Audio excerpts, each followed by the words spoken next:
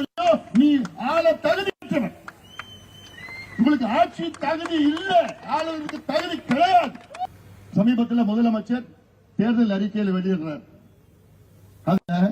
ஒரு வார்த்தை கூட மதுவ சம்பந்தமா இல்லை, ஒரு வார்த்தை கூட போதை பொருட்கள் சம்பந்தமா தடுப்போம், ஒரு வார்த்தை கூட கிடையாது.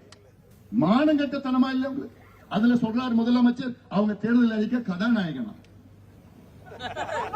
அதே ஒரு காமெடி, அது சொன்னதே ஒரு காமெடி. திமுக தேர்தல் கதாநாயகன் மட்டும் இல்ல, கதாநாயகனும் கிடையாது, காமெடி கிடையாது, வில்லனும் கிடையாது. இந்த எக்ஸ்ட்ரா இருக்கும் அதுல ஒண்ணுமே கிடையாது. இது தயாரிச்சுன்னா கனிமொழி, நாடாளுமன்ற உறுப்பினர் கனிமொழி அவர்கள் ஒரு பெண்ணு தயாரிச்ச தேர்தல் அறிக்கையில இன்னைக்கு கோடிக்கணக்கான குடும்பங்கள் பாதிப்பு, அத பத்தி ஒரு வார்த்தை கூட இல்ல. நான் எதுக்குமா இந்த நீங்க தானமா ஊர் ஃபுல்லா போயிட்டு முதல் நாள் முதல் கையெழுத்து பூரண மதுவிலக்குன்னு சொன்னீங்க. இன்னைக்கு போதை பொருட்களால எவ்வளவு குடும்பங்கள், இளைஞர்கள் இன்னைக்கு பாதிக்கப்பட்டிருக்கிறாங்க. இந்த தலைமுறை அழிகின்ற ஒரு சூழல் வந்திருக்கிறது. அதை பத்தி உங்களுக்கு ஒரு தேர்தல் சொல்ல முடியாதா? எடப்பாடி பழனிசாமி இன்னும் ஒரு மாதத்தில் தமிழ்நாட்டில் முதலமைச்சராக வருகின்ற எடப்பாடி பழனிசாமி அவர்கள் அவர் தேர்தல் அறிக்கை வெளியிட்டார். அந்த தேர்தல் அறிக்கை நாங்கள் தமிழ்நாட்டில் படிப்படியாக மதுவிலக்கை கொண்டு வருவோம், இதுதான் எங்களுக்கு வேணும்.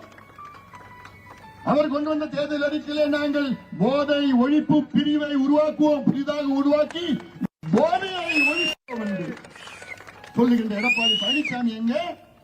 அதை பத்தி வாயை எல்லாத்தையும் மூடிட்டு இருக்கின்ற திமுக தேர்தல் அறிக்கை. ஊழல் ஊழல், லஞ்சம், கொள்ள கொள்ள கொள்ள.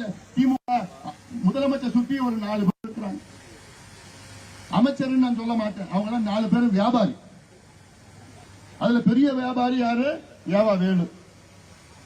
2வது பெரிய வியாபாரி சேகர் பாபு. 3வது பெரிய வியாபாரி இந்த 10 ரூபாய்.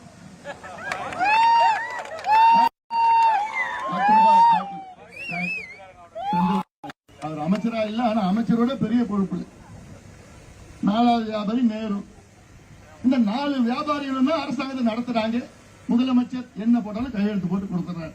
அது என்ன நடக்குதுன்னு தெரியும். நிர்வாக